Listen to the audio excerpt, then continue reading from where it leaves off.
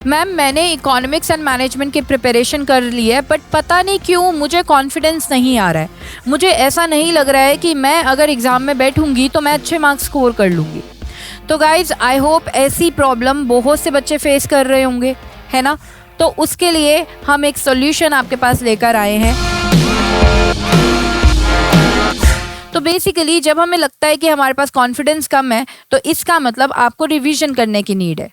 हम अगर सिर्फ कोर्स कर रहे हैं विदाउट रिवीजन तो डेफिनेटली बेटा हमारे अंदर कॉन्फिडेंस आएगा ही नहीं। जब तक हम किसी चीज़ को रिवाइज नहीं करते हमारे अंदर कॉन्फिडेंस नहीं आता है, ये आप खुद भी ऑब्जर्व कर लेना।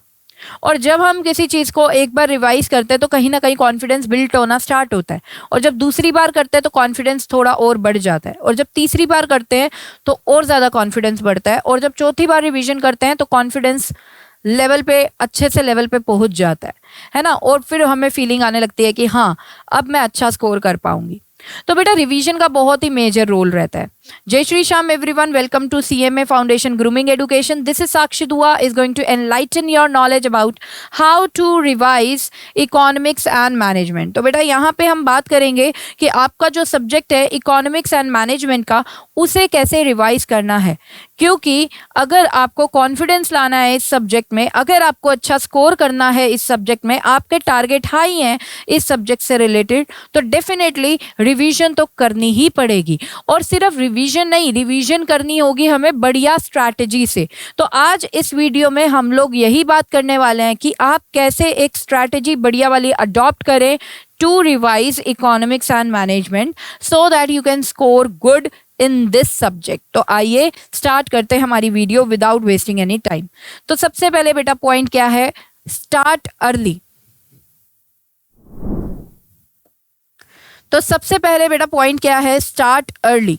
स्टार्ट अर्ली का मतलब क्या है, स्टार्ट अर्ली का मतलब है कि आप अपने कोर्स को इस तरीके से कंप्लीट करो कि आपके पास इनफ टाइम हो रिवीजन करने के लिए। ठीक है, आपका रिवीजन टाइम ठीक टाइम पे स्टार्ट हो जाना चाहिए। जैसे फॉर एग्जांपल बच्चे, लेट सपोज आपके पास 2 मंथ्स है, ठीक है। इस 2 मंथ्स में आपको कुछ इस तरीके से बाइफरगेट करना है कि 1.5 मंथ्स तो आपने क्या कर लिया, कोर्स प्रिपेयर किया, मतलब सब्जेक्ट को प्रिपेयर करने में लगा दिया, एंड जो 15 डेज बच जाएंगे बेटा उसे आप डिवोट करो रिवीजन के लिए। अब यहीं पे आपको आपकी मिस्टेक पता लग रही होगी। अब जनरली क्या होता है, जब हमारे पास 2 मंथ्स लेफ्ट होते हैं ना, बच्चे कभी रिवीजन के लिए टाइम रखते ही नहीं है। वो तो बस ये टाइम रखते हैं कि हमें कोर्स को कंप्लीट करना है 2 महीने में, तो पूरे के पूरे 2 मंथ्स इसी हिसाब से लगा देते हैं कि वो सब्जेक्ट को गो थ्रू कर लें। तो बेटा ये चीज़ गलत है, हमें इनफ टाइम रखना है रिवीजन के लिए। अगर आप लास्ट मिनट में पैनिक नहीं होना चाहते हो, आपने देखा है जनरली बच्चे प्रिपरेशन करते रहते हैं लेकिन एग्जाम टाइम पे पैनिक हो जाते हैं, नर्वस हो जाते हैं, कंफ्यूजन में आ जाते हैं। ये क्यों होता है हमारे साथ, ये इसलिए होता है क्योंकि हमने रिवीजन ही नहीं की। बहुत से बच्चे ये एक प्रॉब्लम बताते हैं थ्योरेटिकल सब्जेक्ट से रिलेटेड कि मैम हमने लर्न तो किया था बट जब पेपर में लिखने बैठे ना तब भूल गए। तो ऐसा ये क्यों होता है कि हम भूल जाते हैं, वो इस वजह से होता है क्योंकि हम प्रॉपर रिटेन ही नहीं कर पा रहे। रिटेन क्यों नहीं कर पा रहे, क्योंकि आपने सिर्फ एक ही बार बस सब्जेक्ट को देखा और आपने सोचा हो गया, आपने तो रिवीजन ही नहीं करी, आपने तो एक बार दोबारा उस सब्जेक्ट को देखा ही नहीं, तो वो आपके माइंड में क्यों बैठेगी कोई चीज़, है ना बेटा। तो वहाँ पे रिटेंशन की प्रॉब्लम आती है बच्चों को, जो बच्चे रिवीजन नहीं करते हैं। तो रिवीजन करना बहुत ज़रूरी है if you want to retain the useful information in your mind. तो रिवीजन के लिए हमें हमेशा इनफ टाइम होना चाहिए, क्योंकि देखो रिवीजन एक दिन में तो नहीं होगी, राइट। रिवीजन के लिए इनफ टाइम चाहिए। तो जैसे 2 मंथ्स में आप 15 डेज डिवोट कर रहे हो रिवीजन के लिए, तो बहुत अच्छी बात है। तो स्टार्ट अर्ली, आपको रिवीजन ठीक टाइम पे स्टार्ट कर देनी चाहिए, ठीक है। और यहाँ पर मैं क्या बताना चाहूँगी, जैसे बेटा इकोनॉमिक्स एंड मैनेजमेंट की अगर बात करें तो ये ज़्यादा थियोरेटिकल है, बहुत ही रेयर प्रैक्टिकल है, राइट। तो यहाँ पर जो थियोरेटिकल टॉपिक्स होते हैं, जो थियोरेटिकल सब्जेक्ट्स होते हैं, उन्हें हमें अर्ली मॉर्निंग लर्न करना चाहिए। अर्ली मॉर्निंग का टाइम उसके लिए दें, मतलब आप जल्दी उठें बेटा, कम से कम 5 to 8 AM का टाइम, ठीक है, ये बढ़िया टाइम रहता है। इस टाइम पे आपका जो ब्रेन है वो सबसे बढ़िया वर्क कर रहा होता है। क्यों वर्क कर रहा होता है? क्योंकि हम रात की स्लीप लेकर आते हैं, सोकर प्रॉपर आते हैं, तो हमारा जो ब्रेन होता है ना उस टाइम पे क्या होता है, बहुत ही इफेक्टिव वर्क कर रहा होता है, क्योंकि उसे उसका खाना मिल गया। ब्रेन का खाना तो यही है ना कि आप सो, थोड़ी देर रिलैक्स करो, ब्रेन को दो, है ना। तो यहाँ पर बेटा 5 to 8 AM का टाइम, जो हम सुबह सुबह उठते हैं ना, हमारा माइंड उस टाइम पे फ्रेश होता है, क्योंकि हम एक प्रॉपर नींद लेकर उठे हैं। तो यहाँ पर आपका जो ब्रेन है वो बहुत अच्छे से वर्क करेगा। आप देखोगे कि आपको लर्निंग भी बहुत इजीली होती जा रही है, राइट। और आप रिवीजन भी कर रहे हो तो क्विकेस्ट रिवीजन हो पाएगी इस टाइम पीरियड के अंडर। तो यहाँ पर मैं आपको यही बोलूँगी कि अर्ली मॉर्निंग आप प्रेफर करो इकोनॉमिक्स एंड मैनेजमेंट का सब्जेक्ट लेने का। इकोनॉमिक्स एंड मैनेजमेंट के लिए प्रिपरेशन आप अर्ली मॉर्निंग करो 5 to 8 AM के बीच में। तो ये एक हैबिट हमें बना लेनी है कि हम अर्ली मॉर्निंग उठ रहे हैं और इस सब्जेक्ट को हम टाइम डिवोट कर रहे हैं। तो स्टार्ट अर्ली, मॉर्निंग टाइम अपना सेलेक्ट करो पढ़ने के लिए, इस सब्जेक्ट के लिए। नेक्स्ट बेटा, रिवाइज प्लान। रिवीजन प्लान आपके पास प्रॉपर होना चाहिए। रिवीजन प्लान का क्या मतलब है कि आपने डिसाइड कर रखा है कि कौन कौन से स्टडी नोट को मुझे किस किस दिन पढ़ना है। तो रिवीजन प्लान एक बढ़िया सा बनाओ according to the time left for the preparation. जितना टाइम आपके पास है, लेट सपोज आपके पास 1 month है, ठीक है, रिवीजन के लिए, तो बेटा उसको अच्छे से यूटिलाइज करो। इस 1 month में डेली इसके लिए कुछ ना कुछ टाइम रखो रिवीजन के लिए।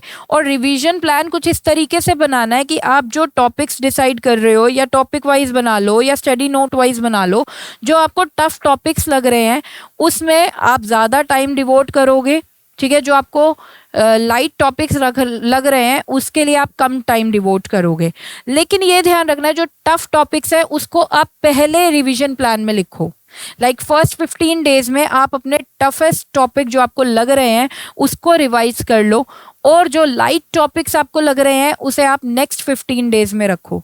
क्यों? क्योंकि इससे ना माइंड को थोड़ा रिलैक्स हो जाता है कि जितने भी टफ टॉपिक्स मुझे लग रहे थे वो मैंने प्रॉपरली रिवाइज कर लिए, ठीक है। तो इस तरीके से आपको चलना है कि जो टफ टॉपिक है उसको आप अपने प्लान में सबसे पहले लिखो, और जो लाइट टॉपिक्स हैं उसको आप बाद में लिखो।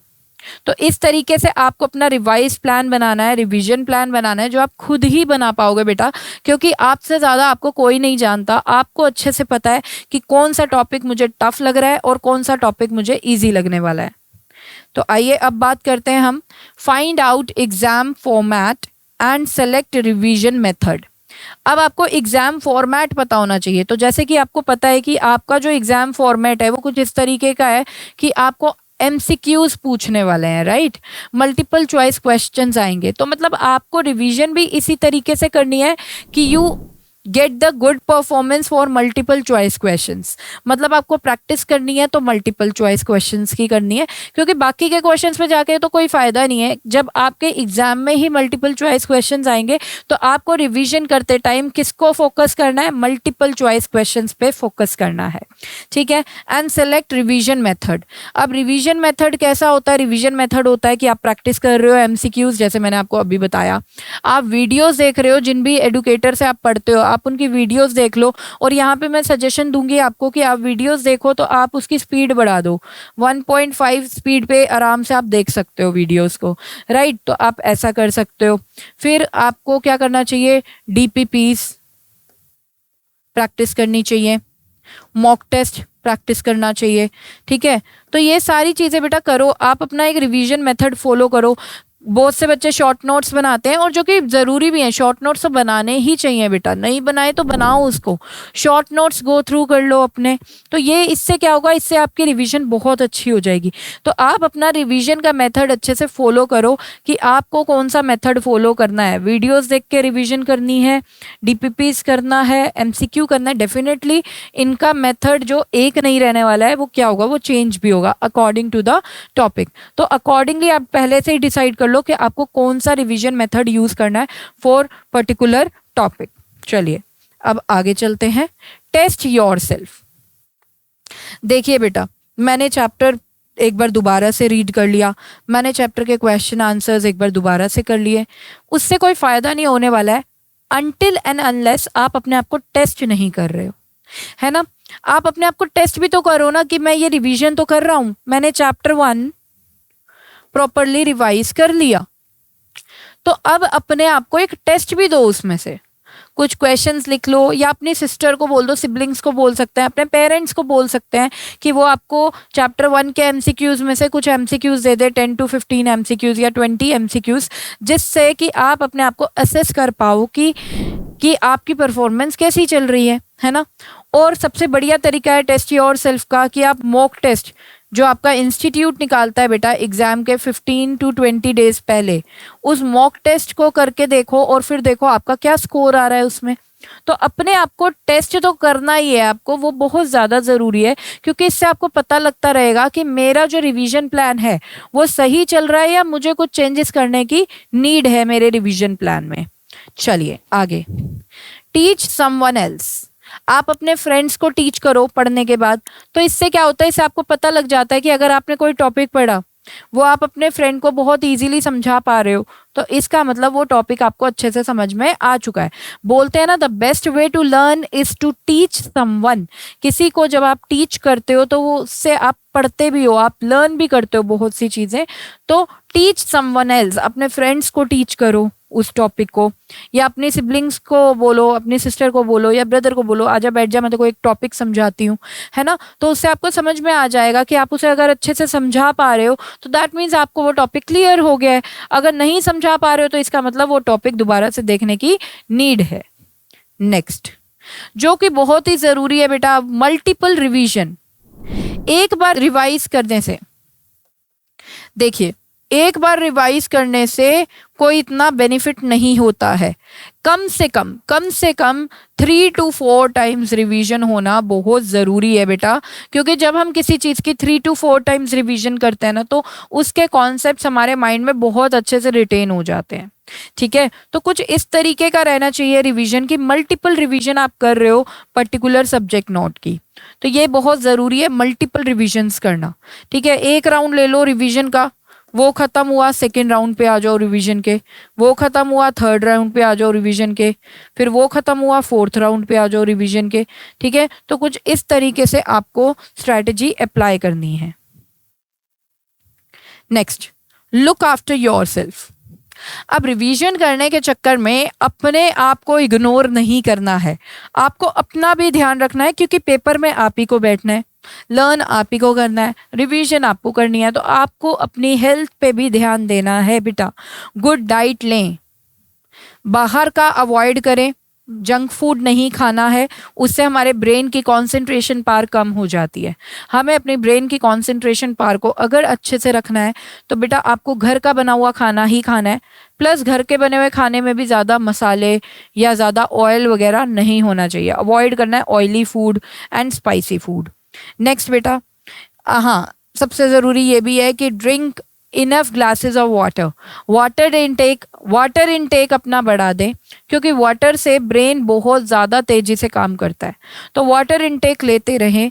ठीक है, एंड रिवॉर्ड योरसेल्फ। अगर आपका एक रिवीजन का टारगेट ख़त्म होता है, ठीक है, तो आप अपने आप को रिवॉर्ड भी करिए, अपने लिए कुछ अच्छा करिए। लेट सपोज आपने सोचा था कि अगर आज के दिन मैं ये 5 टॉपिक रिवाइज कर लूँगा, 5 टॉपिक रिवाइज हो गए, तो अब आप अपने आप को कुछ रिवॉर्ड भी दीजिए। लेट सपोज आप टीवी देखने बैठ गए, या have a phone call with your bestie, आप अपने बेस्ट फ्रेंड से फ़ोन कॉल पे बात कर रहे हैं, है ना। तो ये क्या है, ये छोटे छोटे रिवॉर्ड्स, छोटे छोटे गिफ्ट्स अपने लिए रखिए। Stay calm and positive. सबसे ज़रूरी है कि आप पॉजिटिव रहें, पॉजिटिव रहेंगे तभी तो अच्छे से रिवाइज कर पाएंगे, पॉजिटिव ही नहीं रहेंगे तो आप कैसे अच्छे से रिवाइज करेंगे। सो आई होप गाइज ये जो भी आपको मैंने टिप्स एंड ट्रिक्स दी हैं रिवीजन के लिए, ये काफ़ी यूज़फुल रहने वाली है आपके लिए। हमें कमेंट सेक्शन में बताएं कि आपको कौन सी टिप सबसे ज़्यादा बढ़िया लगी। और यहाँ पर मैं आपको बताना चाहती हूँ कि अगर आपको कोई भी डाउट है सीए में फाउंडेशन इकोनॉमिक्स एंड मैनेजमेंट से रिलेटेड, तो आप हमें कमेंट सेक्शन में पूछ सकते हैं। हमारी जो टीम है वो आपको as soon as possible reply करेगी। तो यहाँ पर इजाज़त चाहती हूँ सेशन को एंड करने की। होप करती हूँ ये वीडियो आपको काफ़ी इन्फॉर्मेटिव लगी होगी और आप इस वीडियो को अपने फ्रेंड्स के साथ भी शेयर करेंगे। If you feel the same that this video is informative, then please like the video and subscribe the channel if not subscribe till yet. तो यहाँ पर सेशन को एंड करती हूँ, मिलते हैं नेक्स्ट सेशन में। Till then bye bye, take care, जय Shri Shyam and keep studying.